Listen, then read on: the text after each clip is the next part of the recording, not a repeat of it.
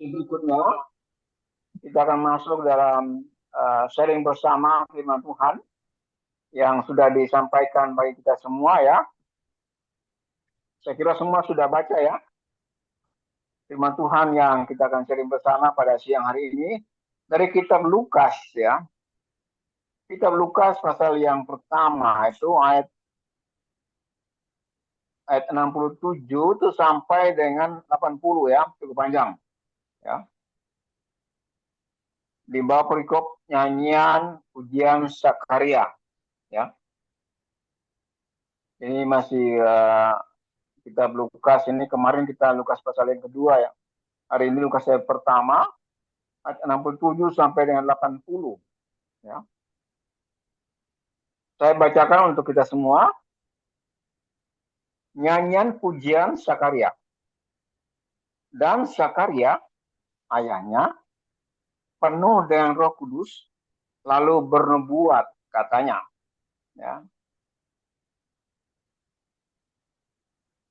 Terpujilah Tuhan Allah Israel sebab ia melawat umatnya dan membawa kelepasan baginya.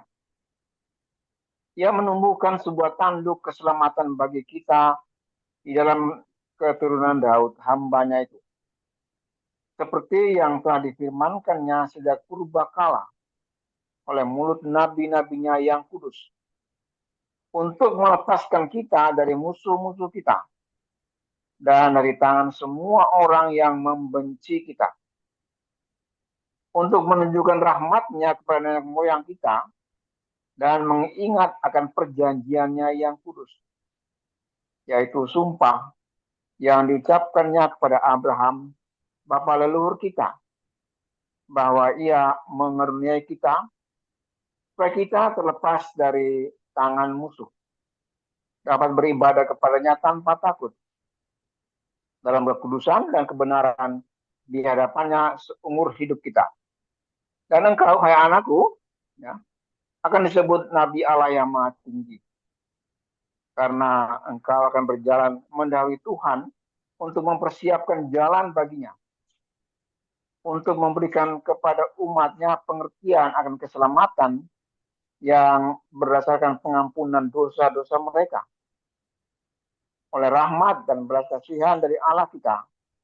Dengan mana ia akan melawat kita surya pagi dari tempat yang tinggi untuk menyinari mereka yang diam dalam kegelapan dan dalam naungan maut, untuk mengarahkan kaki kita pada jalan damai sejahtera.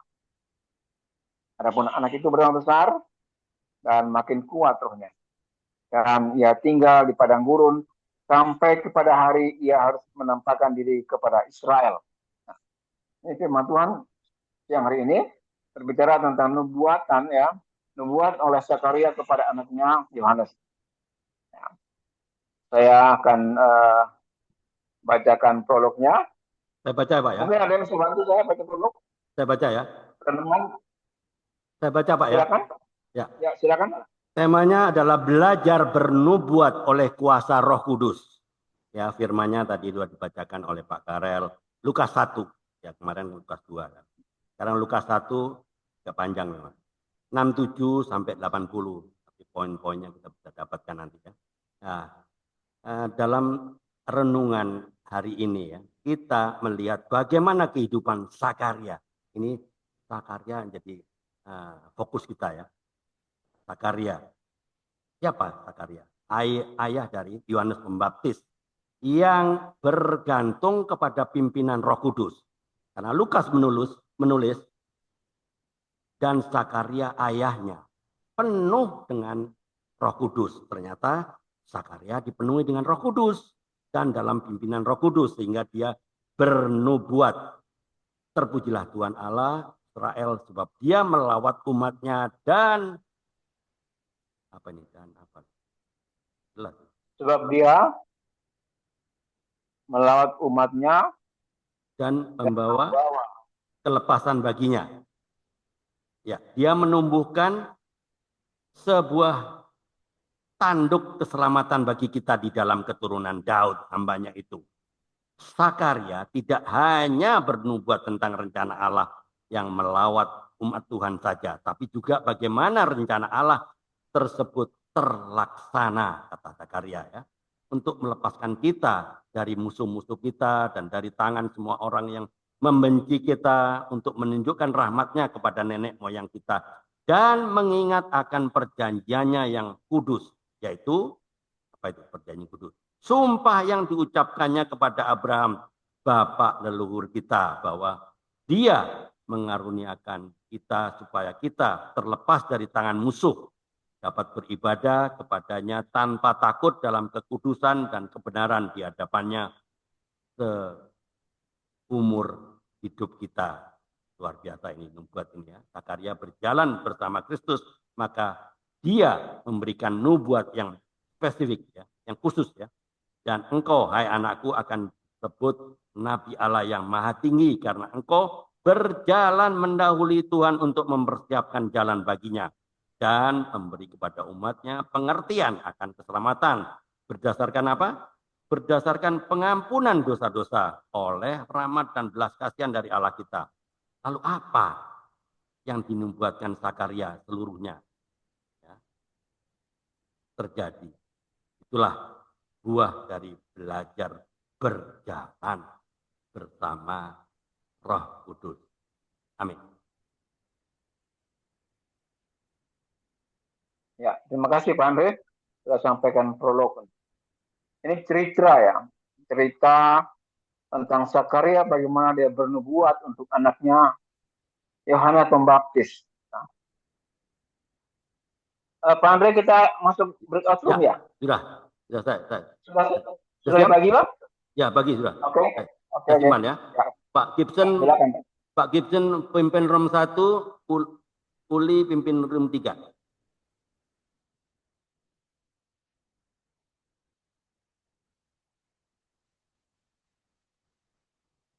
Ini seru nih.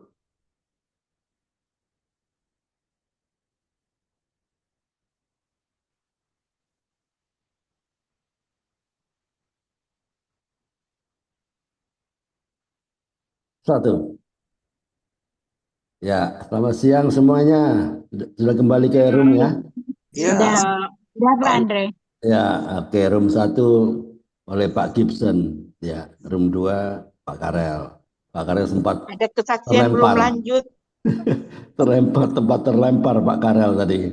Ya. Di room 1 Pak Andre, ada kesaksian dari Ibu Happy Manulang. Mungkin bisa disimpan untuk bisa kesaksian di besok atau... Oh iya, boleh. Bu Happy Manulang ya? Iya, Happy Shalom, Manulang. Bu Happy Manulang. Teleponnya.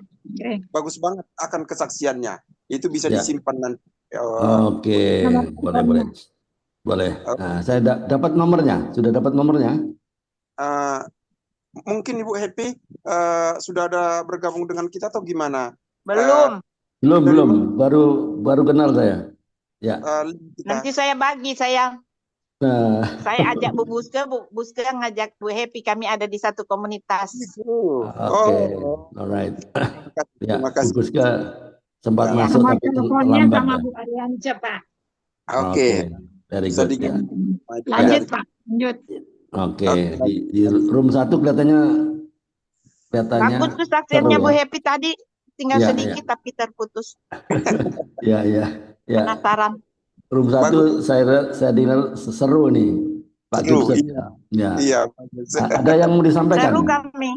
Ya, ada yang mau disampaikan mengenai Lukas 1 67 sampai 80. Ada yang mau disampaikan atau ditanyakan? Hampir semua pendapat dari kami semuanya bahwasanya di dalam tekanan sekalipun di dalam mendidik anak, baik apapun yang kita alami, kalau Tuhan menginginkan, bisa Tuhan ubahkan menjadi hal yang baik dalam hidup kita. Itu yang kami dapat dari sana. Terima kasih Pak Andre. Oke, keren ya. Oke, untuk Ibu Kartin Paulus ya, ada di roomnya Pak Gibson ya? Pak Karel ya. Pak Karel ya. Oh, di roomnya Pak Karel ya. Baru pertama kali ya mungkin. Iya. ada yang Terima kurang kasih, Pak. mengerti mengenai sistem Saya skor. mendapat ini di mana di Lukas 1 ini, pikir saya dia berlaku untuk pada zaman itu, tapi kenyataan sampai dengan saat ini. Jadi apapun kehidupan kita di dunia ini, baik suka dan duka, kita mengandalkan Tuhan, curhat ke Tuhan, semua akan Tuhan topang dan berjalan sesuai dengan apa yang menjadi kehendak-Nya. Jadi semua kita hidupnya tergantung dari iman kita, percaya, yakin pasti Tuhan akan Right. memberikan yang terbaik di dalam kehidupan kita. Yang penting kita setia untuk menghadapi semua permasalahannya. Dan salah satunya dengan cara kita mengucap syukur. Iya. Apapun suka dan duka, kita mengucap syukur, tetap bergantung penuh kepada Tuhan. Amin. Ya, dari kami, Pak. Ya, Bu Katrin sudah dijelaskan apa itu kita sharing mengenai firman Tuhan ini dengan sistem skor. Sudah ada dijelaskan? Belum. Belum, Pak Andre. Belum, Pak Andre. Belum ya, Belum. oke. Saya jelaskan sedikit ya. Kita sharing firman Tuhan ini kan sering kita nggak ngerti. Ya, tidak semua firman Tuhan yang kita baca kan sering kita nggak mengerti ya. Ini ada sistem. Dengan skor sistem ini memudahkan ya, membantu kita untuk mengerti apa itu sistem skor. SKOR ya. Skor itu SKOR terdiri dari 4 kata. Ya, 4 huruf ya. SKOR. S itu apa? S itu sasaran. Apa itu sasaran? Kebenaran. Nah, kebenaran apa yang Tuhan mau sampaikan lewat Lukas 1:67 sampai 80? Kebenaran apa? Ya, poinnya apa yang Tuhan mau sampaikan apa sih? Nah, itu S ya. K ya, SKOR kan. K itu kondisi. Kondisi itu teguran. Teguran apa yang Tuhan tegur terhadap setiap kita ya. Pada saya kan mungkin beda ya, lewat ayat 67 sampai 80 tegurannya akan bisa berbeda-beda. Nah, Tuhan tegur apa lewat Lukas 1:67 80 ya. Itu teguran. K itu kondisi kan, teguran artinya. O, SKO kan. O itu opsi. Opsi itu setelah kita tahu kebenaran, kita tahu tegurannya, pasti dong kita kepingin tahu apa perbaikan apa kira-kira yang kita harus lakukan setelah kita tahu kebenaran, setelah kita ditegur oleh Tuhan. Nah, opsi itu. Jadi opsinya apa? Yang terakhir, huruf R. R itu rencana. Rencana itu maksudnya komitmen. Komitmen apa? Setelah kita tahu kebenaran, teguran, dan perbaikan, tentunya kita punya komitmen dong. Nggak sekedar ngambang saja kan. Nanti saya akan kirimkan apa itu skor kepada Japri lah. Japri kepada Ibu Kartin Paulus ya. Paulus ya. Nanti saya akan supaya paham ya. Oke. Ada lagi yang masih belum paham ini. Ada satu lagi, Happy Manulang. Ibu Happy Manulang. Ibu Happy Manulang ada di roomnya Pak Gibson, Pekanbaru. Apa tadi sudah dijelaskan Pak Gibson, apa itu sistem skor? Kita sharing firman Tuhan sistem skor. Jadi nggak banyak. Kita sharing dengan 4 poin ini supaya untuk menghindari kita khotbah. Jadi nggak ada khotbah. Jadi ini kita sharing dengan sistem skor ini supaya waktunya bisa maksimal. Tadi sudah jelaskan nggak Pak Gibson kepada Ibu Happy Manulang? Jadi syukur Pak Andre sudah jelaskan barusan sehingga semua mengerti. Iya, terima kasih Pak Andre. Nanti saya akan kirimkan Japri ya mengenai SKOR. Sistem skor itu supaya waktunya itu hanya paling 5 menit lah. Nggak perlu lama-lama. Kan hanya kebenaran, teguran, perbaikan, dan komitmen. Itu saja kan. Poinnya itu aja yang disampaikan ya. Oke, Ibu Buske. Bu Buske saya kira sudah pernah lah ya. Sudah Ibu podcast. Buske. Halo, Ibu Buske. Sudah ikut podcast. Ya, sudah kesaksian. Ibu Buske kan. Podcast beda. Itu podcast sama ini sharing beda. Bu Buske tahu kan ini sistem skor? Saya kira pernah saya kirim tuh sistem skor, kita sharing dengan sistem skor. Iya nggak? Kebetulan Ibu Buske tadi ada bersama dengan kami, jadi penjelasan Ya. Pak Andre sudah kami anggap sudah kami mengerti sekarang setelah Pak Andre jelaskan barusan, dan supaya Ya. lebih jelas Ya, kirim saya juga pernah kirim ke Bu Buske itu, ke Japri dia apa itu sistem skor, atau supaya nggak banyak yang di Iya. waktu yang dibutuhkan, nggak 5 menit itu sudah cukup, lebih dari cukup, ya sudah cukup kan untuk men-sharingkan dengan Kirim lagi nggak SKOR. apa-apa, Pak. Ya, nggak apa-apa. Kirim lagi nggak apa-apa. Iya. Ya kan waktunya kan nggak banyak, terbatas kan, karena ini Balikpapan kan beda waktu Pak, beda waktu. Kita Ya, kita sesuai masih dengan pagi, ya sudah sore dia. Mungkin ada banyak kegiatan kan. Kita hormati dengan kita disiplin dengan waktu lah. Oke, ada lagi yang baru di sini? Nggak ada ya? Iya. Ada yang mau disampaikan atau ditanyakan mengenai Lukas 1, 67 sampai 80? Ya, silakan. Yang perlu disampaikan atau ditanyakan, enggak apa-apa. Oke, Pak Andre, saya mau bertanya. Tadi sudah dijawab oleh Pak Miki, tapi saya masih belum Ya, sepenuhnya, saya masih pegang ya, karena setelah suatu right. kongsi diuji. Bahwa saya bertanya mengenai, Pak Miki menjelaskan karunia, bahwa pada zaman sekarang ini, karunia-karunia masih ada, masih bekerja. Sesuai dengan 1 Korintus 12 ayat 4 dan seterusnya. Nah, di situ ada karunia nubuat. Pertanyaan saya, Pak Andre, menurut Pak Miki bahwa karunia nubuat itu masih ada, walaupun belum enggak sering atau belum menyeluruh, tapi karunia bernubuat masih ada sampai saat ini. Tapi menurut saya karunia nubuat sudah tidak ada lagi, karena apa yang dinubuatkan pada perjanjian lama sudah digenapi di perjanjian baru. Apa yang dinubuatkan di perjanjian baru sudah digenapi dalam zaman anugerah kasih karunia. Yang kita nantikan saat ini adalah penggenapan kitab Wahyu. Iya. Sementara Alkitab ini sudah sempurna, sudah tutup, sudah dikanonkan. Berarti tidak ada lagi nubuat pada zaman sekarang ini. Sudah selesai, sudah sempurna. Sementara menurut Pak Miki, karunia nubuat masih ada sampai saat ini. Bagaimana menurut Pak Andre? Kalau karunia nubuat masih ada sampai saat ini, itu mau dicatat di mana dan kapan digenapinya? Makasih, Pak. Ya. Oke, ada yang mau sharing? Apakah karunia nubuat masih ada? Kan Alkitab sudah dikanonisasikan ya. Ya, sudah tutup ceritanya. Tapi kadang-kadang ada beberapa yang seolah-olah bernubuat. Kan zaman ini kan adalah penggenapan. Betul? Itu maksudnya Bu Ria ya? Iya, Pak Andre.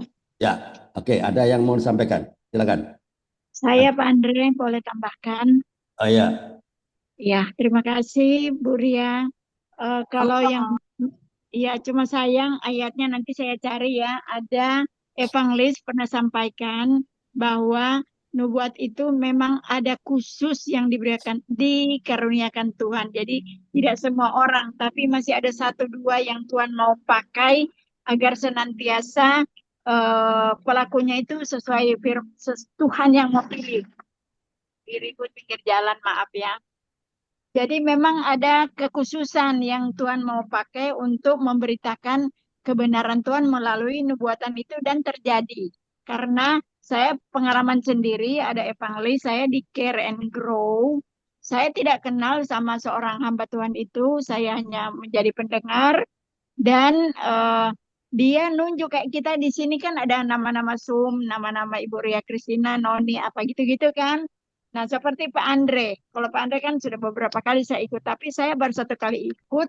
Baru pendeta itu bilang, evangelis itu bilang begini, di antara yang ikut Zoom sore hari ini, saya ada 1 ibu yang saya mau doakan. Jadi semua kan menunggu. Ibu ini Tuhan mau pakai. Dia akan jadi seorang pelayan di sebuah gereja. Pada saat itu tahun 2022, Terus kejadiannya 2023, ya apa yang diomongkan bahwa kamu akan ya pelayan di gereja itu berupa ya majelis, berupa pelayan biasa gitu ya.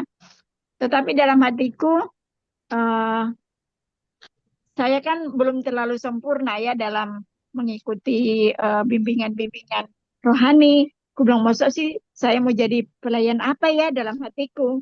Terus saya tanya ibu, mohon maaf, yang dimaksud ibu Noni Chandra saya. Yang disampaikan tadi itu berupa apa? Oh iya bu, ibu harus siap. Tapi sebelum itu ibu akan mengalami banyak hal, dia bilang. Dan saya berdiam aja. Kan itu ucapan seorang hamba Tuhan. Saya sambil menunggu dan itu memang terjadi tahun 2000 Desember 2023 saya benar-benar ya maksudnya diresmikan jadi seorang hamba Tuhan. Dan saya telepon-telepon beliau mau nyatakan bahwa saya yang diucapkan itu terjadi. Iya Bu, Ibu harus yakin dan percaya saya bukan seorang Tuhan tapi sudah ada berapa yang saya tunjukkan Ibu Noni saya tidak kenal. Tetapi saya dapat suara bahwa harus didoakan Ibu itu. Terima kasih Bu Ria. Katanya begitu keterangannya. Pak Andre. Ya, menarik sekali ya. Oke, mungkin ada yang belum jelas. Oke, ada yang mau sharing. Pak Andre itu nubuat suara nubuatan atau nubuatan itu kan sesuatu yang belum terjadi namun sudah diperkatakan oleh seorang lah ya. Seorang. Gitu. Iya. Ya. Nah itu sama nggak ya dengan kata-kata profetik itu? Pak Andre mana hilang? Tes 1, 2, 3. Pak Andre mana? Ya, Pak Andre. Ya, silakan Pak Karel. Sama nggak itu ya? Ya, ini saya untuk Ibu Ria ya. Iya. Saya kalau dikatakan nubuat sudah disampaikan pada Pak Miki ya, nubuat itu ya akan datang. Tapi saya mau katakan bahwa nubuat itu masih berlaku sampai sekarang. Masih kok. Karena saya alami, ya, saya alami pribadi saya. Waktu itu saya dari gereja yang lama saya pindah ke salah satu gereja karismatik. Hei, sini, tunggu. Ya, saya baru ikut ibadah itu baru 2-3 kali gitu. Kan ada altar call. Ya. Tahun itu tahun 93, rame-rame altar call ya. Saya maju ke depan, terus ada hamba Tuhan. Saya tidak kenal siapa itu. Dia doakan saya, dia tanya, nama kamu siapa? Saya bilang Karel. Oh ya. Dia doakan, Pak Karel akan jadi hamba Tuhan pelayan di gereja ini. Terus saya kaget. Saya kan baru ikut 2-3 kali ibadah di sini kok. Ini apanya ya? Saya sempat tidak percaya dia. Tapi berjalan waktu ya setelah saya ibadah beberapa hari itu tahun 99 ya. Saya sadar bahwa betul kalau Pak Andre ya kita sama ya satu sinode dengan Pak Andre ya GKPB ya itu ada kelas dasar kekristenan ya dan saya diminta untuk ikut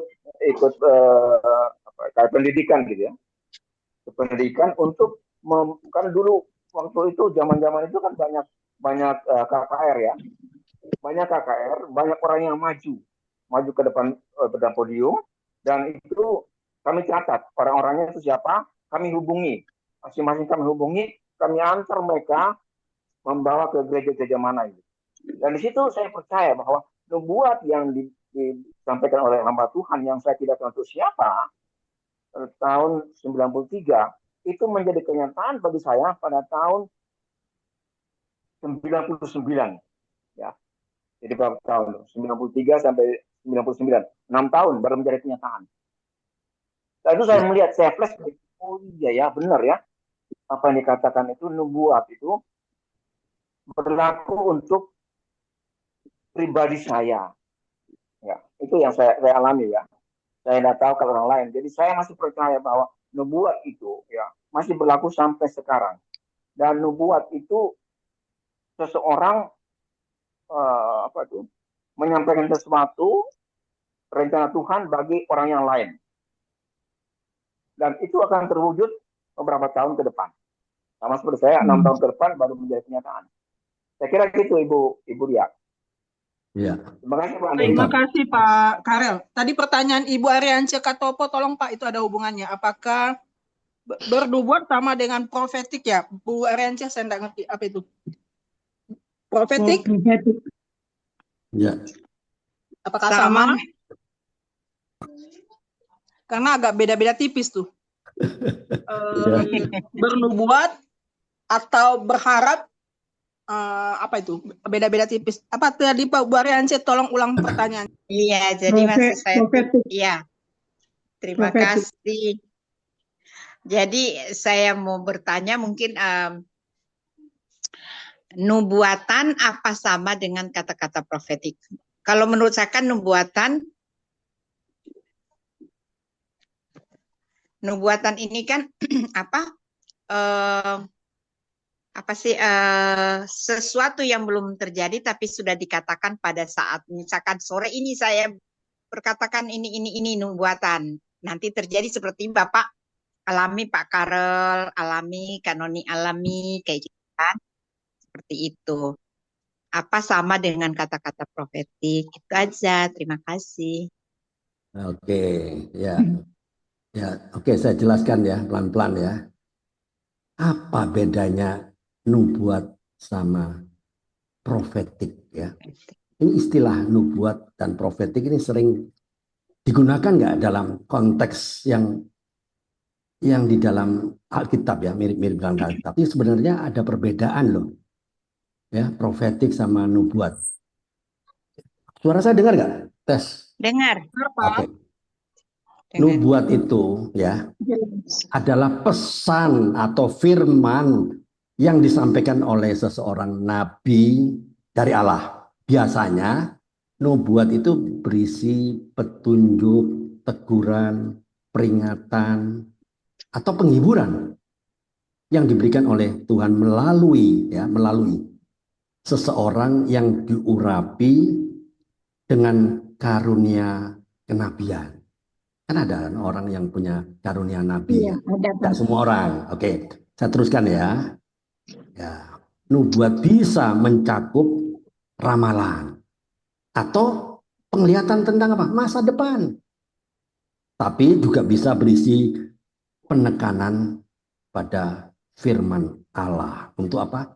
Situasi tertentu di masa itu. Contoh, nubuat dalam Alkitab bisa dilihat dalam kitab apa itu? Yesaya, ya, baca aja Yesaya, Yeremia, dan juga dalam perjanjian baru seperti dalam apa?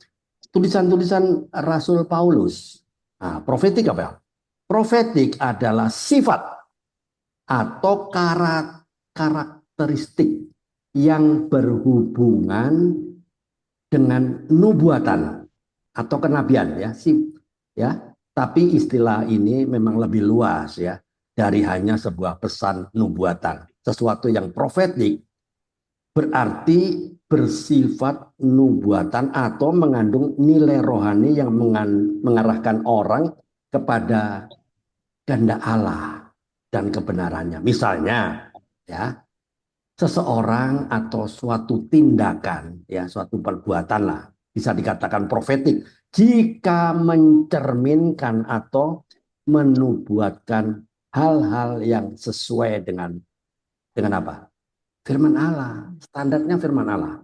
Ya, dalam prakteknya profetik bisa merujuk pada gaya hidup, pemikiran, atau pelayanan yang berpusat pada kehendak Tuhan dan kebenaran yang ada di Alkitab.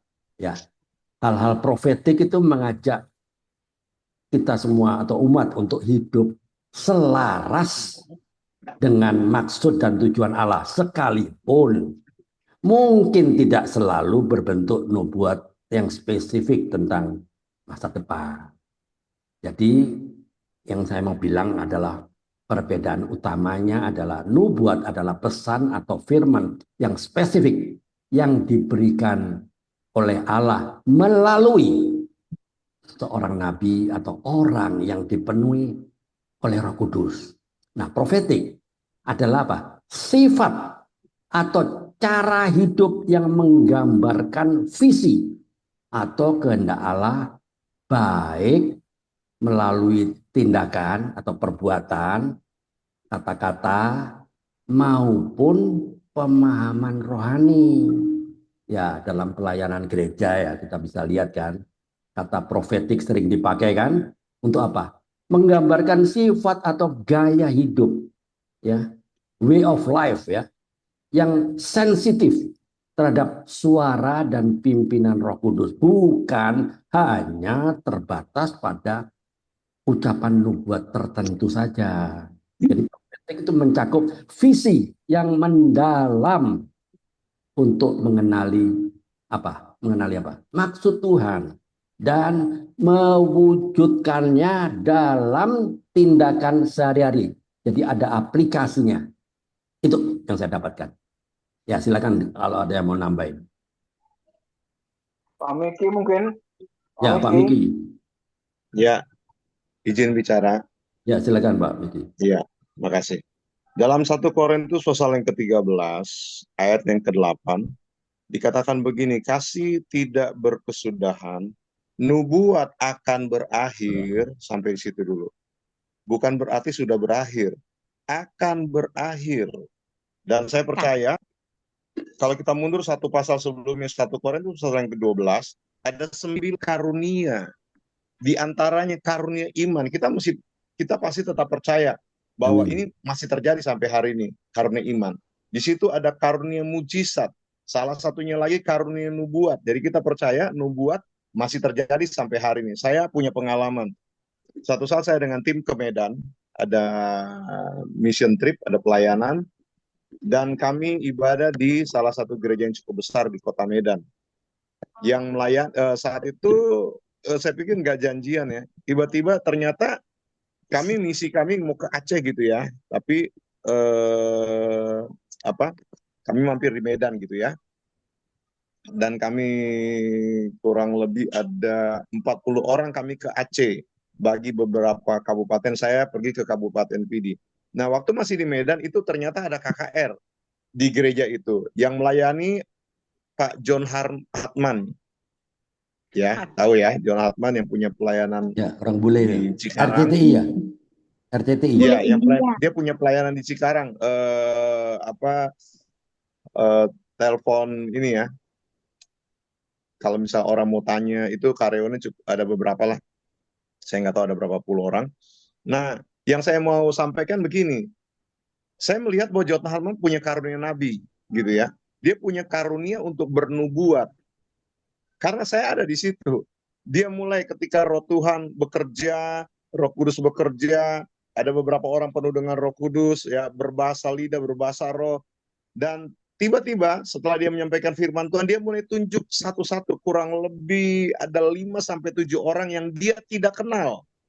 Ya, dia bukan orang Medan, dia nggak melayani di Medan, tapi dia diundang di salah satu gereja di Medan. Gitu. Saya ada, karena saya ada. Dia mulai tunjuk. Dia bukan, ada hamba Tuhan yang cuma secara umum ya, di sini ada ibu yang lagi sakit. Enggak, kalau ini dia tunjuk langsung. Kamu, pemuda, yang mana? Bukan yang sebelahnya, sebelah kiri. Oh ya, oke, dia angkat tangan. Kamu lagi ada masalah di tempat kantor, di tempat kerjaan kamu, ada masalah, dan kamu mau keluar. Tapi Tuhan bicara, jangan keluar, Tuhan akan pakai kamu. Itu saya lihat pemuda itu nangis terseduh-seduh. Dia tunjuk lagi satu ibu. Jadi bukan secara umum, di sini ada seorang ibu yang lagi sakit kanker. Enggak, dia tunjuk. Ibu lagi sakit kanker. Betul enggak? Betul. Ibu, saat ini Tuhan jamah dan Tuhan sembuhkan. Gitu. Dan dia mulai mengeluarkan kata-kata profetik, kata-kata nubuatan pada saat itu. Gitu. Ada beberapa. Karena saya lihat sendiri, saya dengar sendiri. Wah, ini Tuhan pakai nih hamba Tuhan ini dalam hal, karena bagi saya, hamba Tuhan ini punya karunia nubuat. Gitu. Karunia nabi. Karunia untuk bernubuat. Dan itu, setiap apa yang dia perkatakan itu beneran jadi. Gitu. Dia sampaikan, ada satu bapak, dia kakinya sakit, bengkak. Dia tunjuk, bapak kan kakinya lagi bengkak. Dia nggak kenal. Sama sekali nggak kenal. Kok bisa? Ya itu karena pekerjaan roh. Kita percaya roh kan, bisa Roh Kudus kan tidak terbatas ya. Dia sanggup mengungkap yang tersembunyi, yang yang orang lain nggak tahu, Tuhan yang kasih tahu. Saya percaya Tuhan melalui Rohnya yang kasih tahu hamba Tuhan Jotarman ini, sehingga Bapak itu yang kakinya bengkak itu sembuh. Tuhan akan menyembuhkan Bapak, percaya. Dan Tuhan bekerja, dan saya melihat orang-orang yang dijamah Tuhan hari itu, ya, semua sih saya percaya semua yang hadir di jamah Tuhan, karena saya ada juga di ruangan itu, sekalipun saya duduk agak belakang, tapi saya melihat sendiri, ini hamba Tuhan ini punya karunia khusus. Enggak cuma secara umum, tapi dia tunjuk orang-orang yang punya masalah, punya beban, sakit, masalah di pekerjaan, dan sebagainya. Seperti itu. Makasih, Tuhan berkati. Iya, Termasuk susah setting. Dia punya karunia nabi kalau bagi saya. iya. Baik, makasih Pak Miki. Ya, ada yang mau ditanyakan lagi? Atau ada yang mau menambahkan? Cukup Pak Andre. Saya mau bertanya, Pak. Oh, silakan. Penglihatan dengan nubuatan sama nggak, Pak? Ya. Oke, ada yang mau jawab?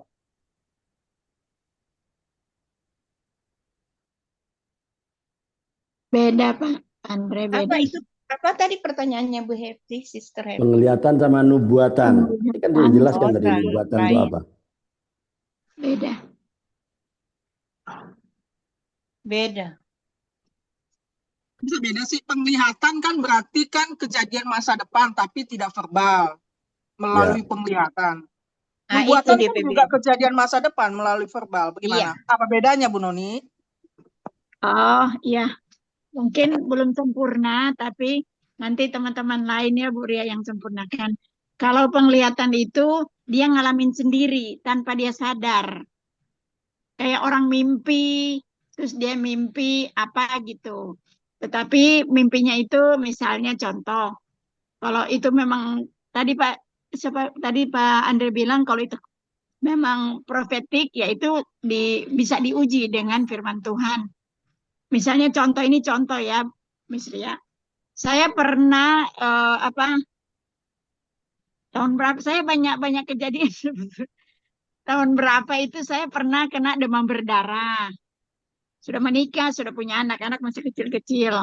Baru pada saat itu demam berdarahnya itu yang bahaya banget. Jadi cairannya itu sudah sampai di leher saya, di leher cairan, ya ibaratnya dokter sudah mengatakan ke suami bahwa Bu Noni kasusnya itu tidak bisa ditolong. Jadi darurat ventilator yang untuk dibantu di hidung saya. Kalau hilang nafas, sudah siap ya keluarga anak saya masih kecil-kecil, masih SD. Terus saya tidak sadar 2 hari saat itu. Tapi kan saya tidak tahu. Saya kan sudah penuh cairan di sini, harus dibuang, harus disedot dalam waktu yang harus tidak bisa langsung disedot. Jadi butuh proses. Kata perawat di ruang ICU itu saya tidak sadar 2 hari. Nah, di dalam tidak sadar itu saya bermimpi. Tapi ya sudahlah, mau tahu mimpi mungkin tidak usah ya, karena kan beberapa pendeta saya tanya, dia bilang, oh harus dibuktikan Bu, gini-gini. Jadi di dalam, tidak usah panjang kali, nanti habis waktu. Pokoknya saya bermimpi. Apa penglihatan Bu Noni apa? Saya berada di satu taman, tapi kalau saya dengan bimbingan-bimbingan rohani itu kayak Firdaus ya. Jadi satu taman itu yang tidak ada batas, tempatnya hijau semua. Tapi orang lalu lalang, kutuk. Ada yang saya tidak kenal, ada yang botak, gitu-gitu. Di dalam suatu taman yang tidak ada batas. Jadi dari ujung ke ujung kita bisa lihat. Nah, saat itu aku bilang begini, bukan ketemu Tuhan Yesus, bukan. Di dalam mimpi aja itu. Aduh kok indah ya, emas-emas, kereta emas. Terus saya kok jadi pembantu ya di sini, di dalam sana, yang di dalam mimpi. Terus saya pingin bawa oleh-oleh buat teman. Apa ya? Tiba-tiba ada kertas putih, gulungan putih polos. Dua bulat. Kayak tempat badminton bulat. Jadi saya bilang, aduh pengen betul. Saya kan kalau cuti-cuti waktu masih kerja kan rasa-rasanya teman-teman suka aku bawain apa aja gitu kan. Bagus-bagus ya di sini ya. Saya mau bawa apa ya? Terus ada yang menyerahkan, tapi saya tidak lihat orangnya. Gulungan putih 2 kosong. Tidak ada catatan. Baru saya terbangun, dibangunin suster mau tensi. Sudah sadar saya itu. Oke. Bu, bangun. Pertanyaannya katanya. Bu Noni, penglihatan itu atau Itu mimpi itu penglihatan. terjadi nggak sama Bu Noni? Saya nggak tahu artinya apa. Saya kan karena ditanya saat ini baru saya mau pikir apa ya kertas kosong. Karena saya mungkin belum beriman penuh. Jadi Tuhan belum perintahkan mau apa di kertas kosong ini. Ya pengalaman riwayat ini sudah mungkin yang saya mulai isi. Jadi itu tadi pertanyaan Ibu Happy Manulang. Apakah penglihatan sama dengan nubuatan? Nah, kalau nubuatan itu disebutkan orang kepada kita. Ada dua interaksi ini manusia, ada dua orang misalnya kayak hamba Tuhan menunjuk Misria, Misria nanti kalau Misria jadi hamba Tuhan atau jadi pendeta apa gitu ya. Jadi ada dua orang yang kalau nubuatan disampaikan kepada Misria. Tetapi kalau yang penglihatan diri sendiri yang alami. Mungkin Pak Andre lengkapi. Tadi Pak Mungkin Miki angkat tangan ya. Kalau saya boleh tanggapi sedikit, Pak Andre. Silakan. Kalau saya mungkin gini, kalau penglihatan itu, jadi ada visualisasi, ada yang kita lihat. Iya, penglihatan. Itu kan asal kata lihat, kemudian ada awalan dan akhiran. Dan kalau nubuatan itu berarti kata-kata firman kah? Yang belum terjadi umpamanya menurut saya seperti itu sih. Dan kalau sama atau beda Bu Karyanca? Tidak sama kalau saya bilang. Oh baik, itu aja tadi saya bilangnya sama karena kalau penglihatan itu secara visual tidak verbal, sementara nubuatan itu verbal tidak visual. Nah sekarang Pak Miki Lumempo, Bapak mau menanggapi? Iya, saya mau tanggapi. Suara saya terdengar ya? Iya. Terdengar Pak. Iya. Saya kasih contoh. Saya jawab dulu ya tadi ya. Nubuatan dengan penglihatan. Kalau menurut saya beda. Nubuatan itu sesuatu yang akan terjadi, yang akan datang itu nubuatan. Tapi tentu itu dari roh Tuhan ya. Jadi seorang hamba Tuhan bicara bahwa misalnya contoh misalnya akan terjadi perang nuklir misalnya, itu mesti diuji bener nggak akan terjadi perang nuklir, maksudnya antara Israel dengan Iran misalnya, contoh. Kita tunggu aja, kalau memang itu dari Tuhan itu pasti terjadi begitu ya, atau ada nubuatan-nubuatan lain. Jadi kalau nubuatan sesuatu yang pasti terjadi akan datang, tapi penglihatan, saya kasih contoh, istri saya beberapa kali mendapat penglihatan. Contoh, satu saat dia dengan ibu-ibu gembala, ada 2 bus rombongan dari Hotel Horizon Bekasi ke Jawa Timur, ke Batu Malang. Dalam perjalanan tersebut, ibu-ibu ini ada yang tidur, kan jalannya sore. Ada yang tidur, ada yang ngobrol. Istri saya lihat di samping sopir itu ada seorang wanita rambut panjang ganggu sopir itu, gitu. Kemudian istri saya ngomong ke ibu di sampingnya dia, kebetulan lebih senior, dia panggil tante, itu siapa yang di samping sopir? Tante ini bilang begini, mana nggak ada kok. Ya, sekalipun sambil bercanda mungkin. Kemudian istri saya ngomong ke ibu yang kedua di depannya dia, tante, kebetulan banyak ibu-ibu yang senior ya di bus itu. Tante, itu siapa di samping sopir kita? Ya, lagi-lagi ibu itu bilang nggak ada siapa-siapa, gitu ya sudah. Kemudian berjalan waktu, tibalah mereka di satu restroom, maksudnya sambil biasa ya isi bensin, solar ya. Kemudian ada toilet, itu toilet ada kira-kira ada 3 mungkin, 2 atau 3. Nah, kemudian istri saya sebelum penglihatan itu mereka mampir ke pom bensin, ke toilet, kemudian antri. Istri saya antrian yang ketiga atau keempat untuk masuk toilet, karena toiletnya nggak banyak, ada 2 mungkin. Kemudian gini, di dalam ada suara air, tapi orangnya nggak keluar-keluar. Istri saya bilang begini, tante, buka aja, itu nggak ada orang di dalam. Nggak ada yang berani dibuka. Akhirnya mereka karena kelamaan pindah, tapi ada yang belum pindah. Istri saya memberanikan diri, dia buka. Bener, nggak ada orang. Istri saya bilang gini, masuk aja tante duluan, karena kan dia antrian depan gitu ya. Nggak mau, nggak berani, dia pindah ke sebelah, cari tempat lain. Istri saya masuk gitu. Nah, ternyata yang tadi istri saya apa namanya di toilet itu, ternyata itu ngikut di bus. Di jalan, istri saya ngomong ke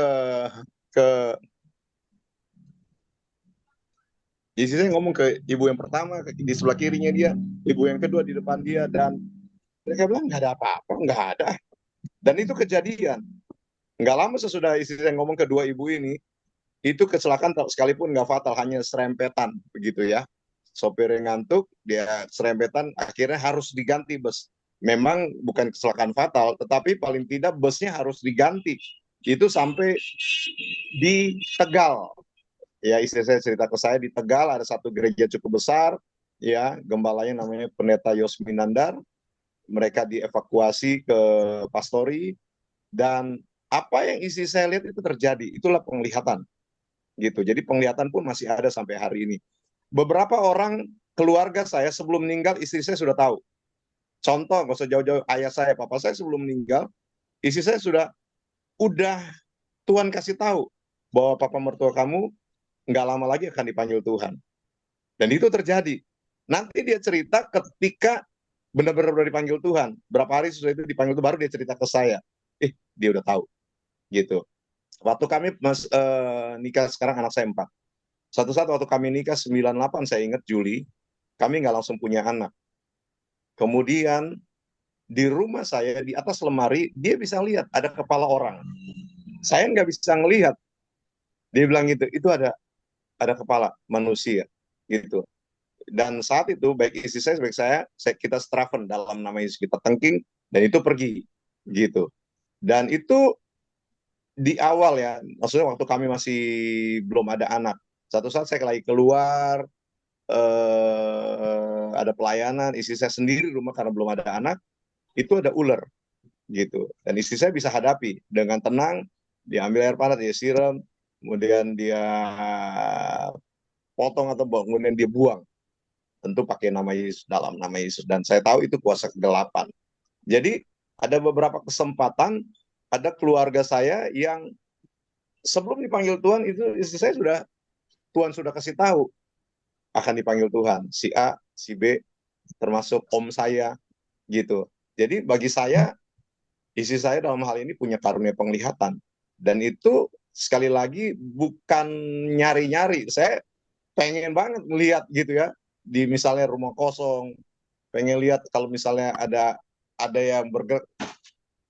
Kalau kita tahu, kalau kita sering dengar ya, anak kecil itu suka ngelihat kan ya, sesuatu. Mungkin saudara nggak ya, perhatikan di villa misalnya, di puncak, kalau orang Jakarta sering ke puncak, kemudian kalau ada anak kecil, biasanya anak kecil gini, mama, nggak mau sini ya, takut gitu. Karena anak ini bisa ngelihat gitu ya. Mungkin karena kepolosan seorang anak kecil ya, dia bisa lihat sesuatu. Saya jujur nggak pernah ngelihat hal seperti itu. Tapi sekalipun saya nggak bisa ngelihat, saya nggak pernah takut gitu ya. Nggak pernah takut, karena saya pernah pergi ke Goa Nyi Roro Kidul, itu dekat Parangtritis ya. Jadi sekalipun saya nggak bisa lihat, tapi saya nggak pernah takut untuk hal-hal yang seperti itu. Tapi isi saya Tuhan kasih kepercayaan bisa ngelihat, sebenarnya sudah dikasih tahu ya, melalui istri saya kasih tahu kedua ibu yang ada, tapi mereka nggak percaya, mereka bilang nggak ada. Tapi istri saya bisa lihat benar ada, dan nggak lama kejadian bus itu kecelakaan. Kira-kira itu pengalaman. Makasih Tuhan berkati. Baik Pak Miki, terima kasih untuk kesaksian istri. Begitu Ibu Happy Manulang, bahwa menurut Pak Miki penglihatan dan nubuat Terima itu kasih berbeda ya. pencerahannya, saya sudah mengerti. Berarti berbeda ya Bu ya, karunia penglihatan sama nubuat. Beda. Oke, terima silakan Pak Andre. kasih. Ya, itu menarik ya, mengenai pertanyaan-pertanyaan yang sering menggelitik ya. mengenai nubuatan, penglihatan. Penglihatan itu pengalaman visual kan yang disampaikan oleh Pak Miki itu pengalaman visual yang seringkali butuh penafsiran, ya kan? Ya enggak? Butuh penafsiran. Yang bisa menafsirkan siapa? Yang biasa, sudah biasa. Dan itulah bisa menjadi bagian dari nubuatan. Nah, nubuatan itu sendiri apa?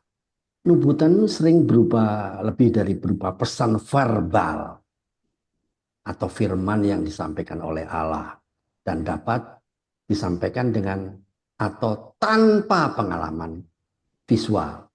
Oh iya, Ya, Pak Andre. Ya, Satu lagi saya ingat, ya. kalau kita masih ingat peristiwa GBI Rem pernah bus kecelakaan ya di puncak. Itu Oke. remnya belum. Mereka habis puasa, saya nggak tahu lah. Tiba-tiba Tuhan izinkan tentunya bus itu waktu turun-turun dari puncak menuju Ciawi, menuju Jakarta, itu rem itu belum ya. Dan ada beberapa korban gitu ya. Ada yang meninggal juga, ada yang luka parah, masuk rumah sakit. Itu parah lah bus itu. Itu sebelum kejadian ini istri saya Tuhan sudah kasih tahu Ya. bahwa ada bus yang akan masukkan kecelakaan turun-turun dari gunung. Itu jelas istri saya Tuhan sudah kasih tahu. Nanti dia istilahnya orang Jawa bilang, setelah kejadian, ini Tuhan sudah kasih tahu saya berapa Ya. hari sebelum kejadian seperti itu. Saya bilang, wah ini luar biasa kalau punya kepercayaan seperti itu gitu ya, penglihatan keren. seperti itu. Terima kasih. Ya, jadi kesimpulannya Pak apa? Andre, saya boleh bertanya, Pak Andre? Ya, sebentar ya. Saya apa? Keduanya ini ya, penglihatan atau nubuatan itu adalah cara Allah berkomunikasi dengan hambanya, ya manusia lah, dan kita. Itu cara Allah ya.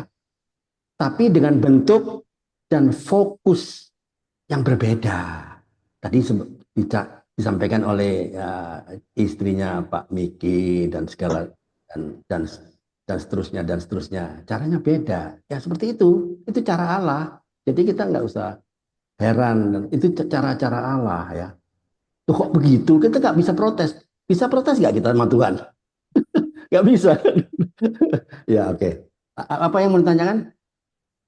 Buska, kan saya mau bertanya yang ini, Pak. Kalau penglihatan itu katanya Pak Niki itu sudah dikatakan.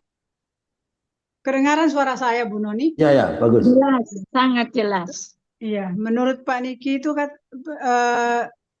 penglihatan itu sudah waktu busnya itu mau kecelakaan udah dikasih lihat ya ke istrinya. Tapi pertanyaan saya, apa bisa dikasih tahu?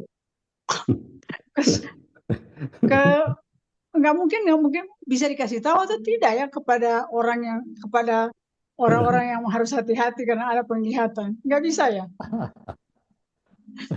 Ini pertanyaan yang anu kali ya, yang agak stupid. Mungkin kalau orang ada di dekat situ bisa kali sis. Tapi kalau orang kita tidak saling kenal, tidak tahu siapa dia yang bisa mau terjun, ya nggak bisa.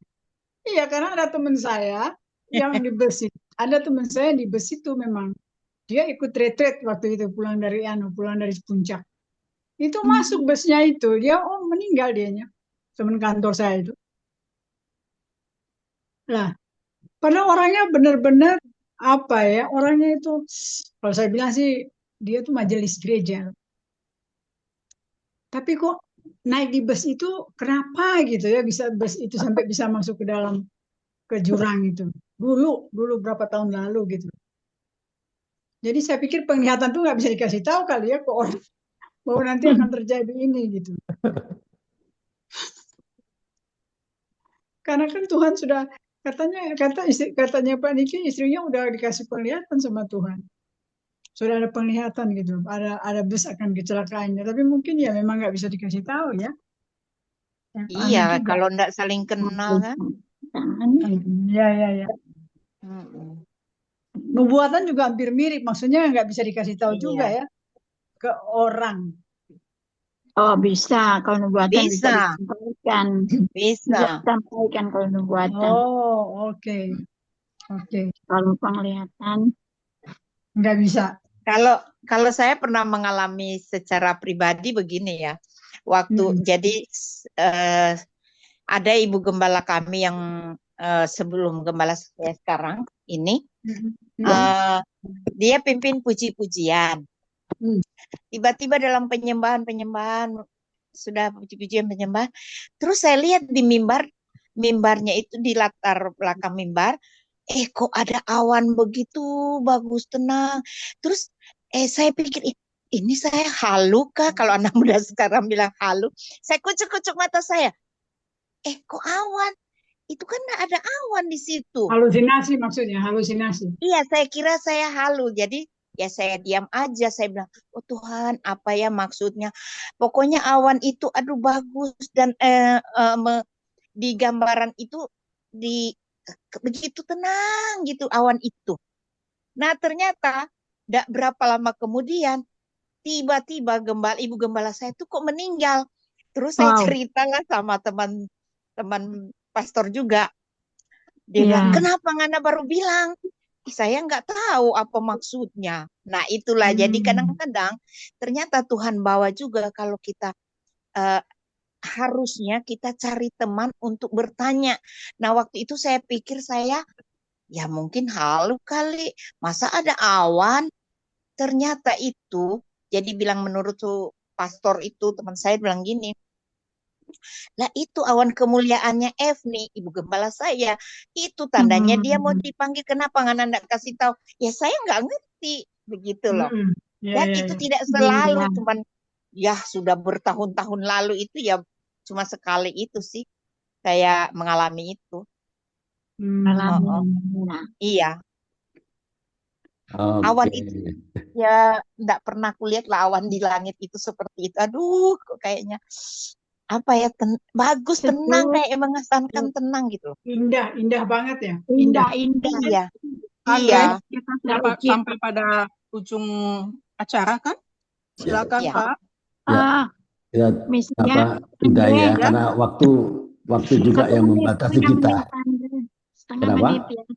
Oh, Bu Noni mau menyampaikan apa? Silahkan. Oh iya, yang penglihatan yang maaf ya disampaikan Pak Miki tadi, bisa juga itu versinya penampakan. Karena penampakan itu orang bisa lihat langsung. Saya di rumah sakit banyak betul yang melihat-lihat begitu. Jadi harus diuji juga bahwa itu penampakan atau penampakan seperti Bu Ariance. Sepertinya ada dua versi. Itu aja. Karena kalau penampakan itu yang berhubungan dengan pesan Tuhan. Tapi kalau penampakan yang banyak itu di rumah sakit, itu temanku suka seperti istrinya Pak Miki. Lihat ini, lihat ini, lihat itu. Gitu-gitu kayak versi penampakan. Itu aja, makasih Pak Andre waktunya. Ya, oke, kita bahas besok ya. Kita lanjutkan besok. Seru, nggak akan habis ini. Sampai besok pun nggak habis. Seru Pak. Ya, seru. Inilah seninya ya. Seninya. Ya. Bu Kartun Paulus, silakan. Ya, oke. Ada apa? Pak, saya pernah baca buku di mana kita itu dari kecil itu mungkin masih kandungan, ditaklukan orang tua ke iblis. Maksudnya penaklukan ke iblis itu pas kita lagi di kandungan ibu, mungkin ini ke bawah pendukung suruh urut apa, akhirnya kita diserahkan ke iblis. Makanya intimidasi itu iblis. Makanya di firman Tuhan juga dikatakan kan, iblis aja bisa menyerupai seperti Tuhan. Jadi setiap kegiatan kita itu kita harus berdasarkan dengan doa, dengan Roh Kudus mohon jalannya. Jadi intimidasi kita ini kan semua menyerupai seperti iblis. Jadi salah satunya itu pernah saya baca buku dari tahun berapa itu memang saya belajar mengenai itu, mengenai yang apa? Penampakan. Penaklukan Tuhan itu mikir dia dari baik, ada juga yang kita ini dimandiin leluhur kita dulu apa segala. Itu salah satu dalam soal contoh yang kecil itu kita masih hamil, kita masih di dalam kandungan, orang tua kita bawa suruh urut sama dukung, akhirnya kita sudah ditaklukkan ke iblis. Makanya kehidupan kita itu selalu diintimidasi iblis dan di firman Tuhan juga kan katakan itu iblis itu mau tahu semua ini Tuhan, akhirnya kita dikacaukan seperti itu. Kita percaya sama iblis atau lebih percaya kepada Tuhan. Kembali lagi seperti itu kalau saya pernah baca. Itu aja dari saya. Iya. Kasih berarti. Mari Pak Andre. Ya, oke. Nanti akan dilanjut besok. Kan masih ada waktu kan besok mungkin. Wow, besok Oke, lagi ya. sampai Kita masuk ke United Prayer aja. Silakan Pak Karel. Karena waktunya kasihan yang dari Balikpapan beda waktu nih. Iya. Pak Karel. Pak Gibson sudah pamit. Nah, Pak Gibson sudah pamit. sudah pamit Ya. Ya. Ya, masih bersama kami Ibu Ria, Ibu Noni, Ibu Catherine, Ibu Pak Miki, Ibu Buske, dan Ibu Happy ya. Kita akan akhiri pertemuan virtual Zoom kita siang sore hari ini. Dan kita akan masuk dalam sesi United Prayer doa ya. Mungkin ada yang mau didoakan secara khusus selain Ya, itu daripada Melani WA saya, bisa tolong Pak Karel dan tim untuk bawa dalam doa anaknya yang kecil ini, Naftali Chloe, namanya Naftali Chloe, hari ini berulang tahun 4 tahun. Jadi tolong didukung dalam doa sehingga ada pemulihan ya, kan dia lagi mendapat kesulitan untuk bicara, lagi terapi. Jadi tolong dalam doa oleh Pak Karel dan tim, dia bilang itu tadi ke saya. Itu aja Pak Karel. Naftali Chloe hari ini berulang tahun yang keempat. Naftali Chloe ya? Ya, Chloe. Ya. Bacanya Chloe. Iya. Chloe. Ibu Naftali. Yang lain ada? Ada Pak, untuk dari saya putri saya nomor 2. Kebetulan lagi seleksi PNS ini CPNS. tanggal 17 November untuk dia dari agroteknologi pertanian. Agroteknologi. Mana Bu? Di mana Bu? Di Jakarta Pusat sini ikutnya. Jakarta ya? Iya, namanya Paulia LC Mega Putri Lehitu. Biasa dipanggil? Paulia. Ya. Wanita ya? Wanita. Ya, Ibu ya. Nona Paulia dan Naftali. Balita 4 tahun. Iya, dengan kedua itu anak saya yang tua Alven Jora kebetulan kepilih jadi majelis di gereja. Oke. Saya juga berdoa untuk dia supaya dia juga fokus untuk tugas tanggung jawab, karena ini tugas dari Tuhan. Jadi harus dia fokus. Iya, anak muda misalnya.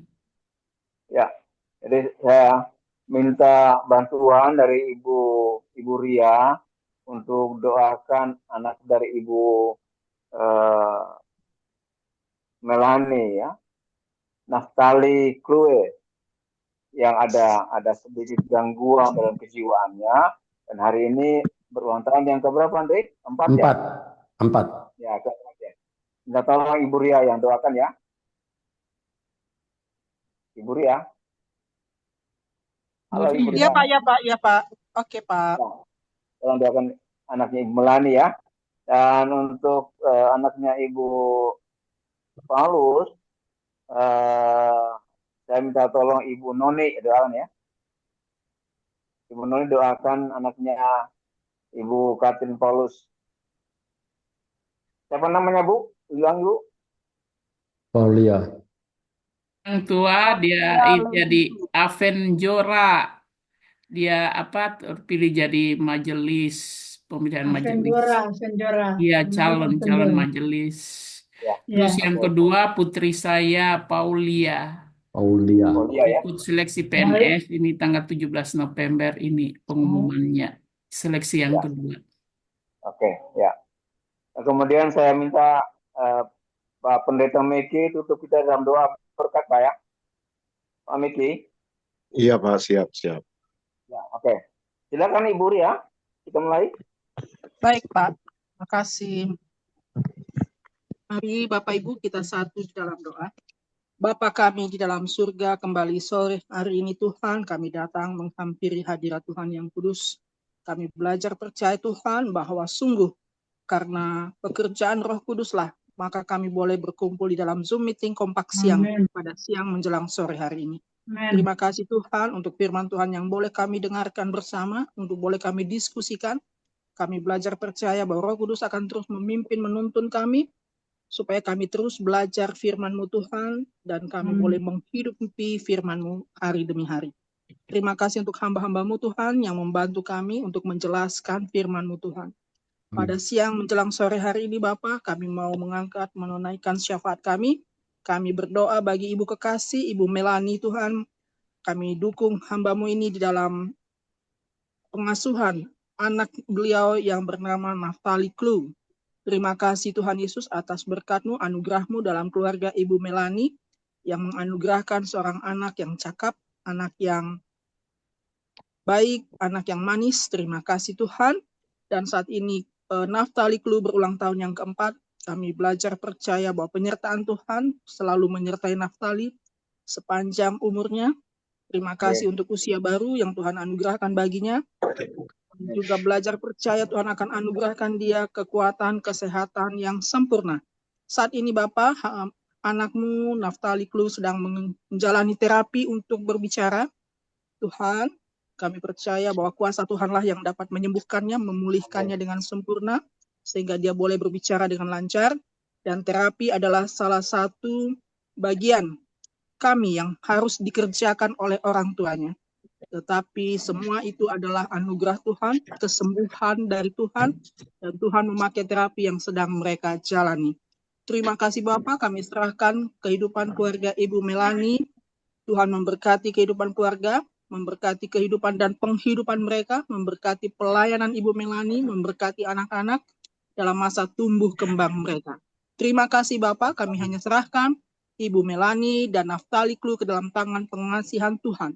Hanya di dalam nama Tuhan Yesus kami sudah berdoa dan mengucap syukur. Haleluya. Amin. Terima kasih Bapak. Pada sore hari ini kami melanjutkan doa syafaat dalam keluarga Kompas yang ini ya Tuhan. Kami mengucap syukur dan berterima kasih atas berkat rohani yang kami sama-sama baru terima.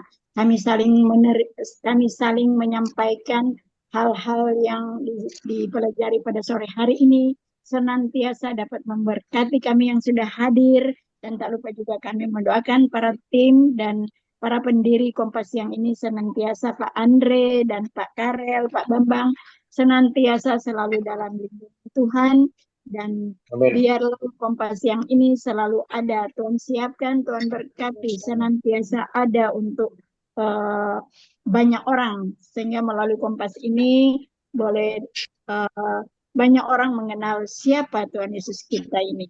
Terima kasih Tuhan. Pada sore hari ini kami khususnya mendoakan untuk keluarga Pak Kartin dan Ibu Kartin yang mempunyai 2 anak ya Tuhan, yang tadi sudah disampaikan bahwa anak yang pertama minta doakan, kami serahkan sepenuhnya cita-cita, dan anak pertama ingin untuk menjadi seorang majelis ya Tuhan. Kami tahu untuk menjadi hamba Tuhan adalah harus Tuhan yang pilih. Jadi kami hanya menyerahkan anak dari Ibu Kartin dan Pak Kartin senantiasa sesuai kehendak-Mu. Ketika dia Tuhan sudah pilih, pasti Tuhan yang akan membekali secara iman rohaninya dan secara fisiknya Tuhan. Tuhan boleh sehat-sehatkan senantiasa.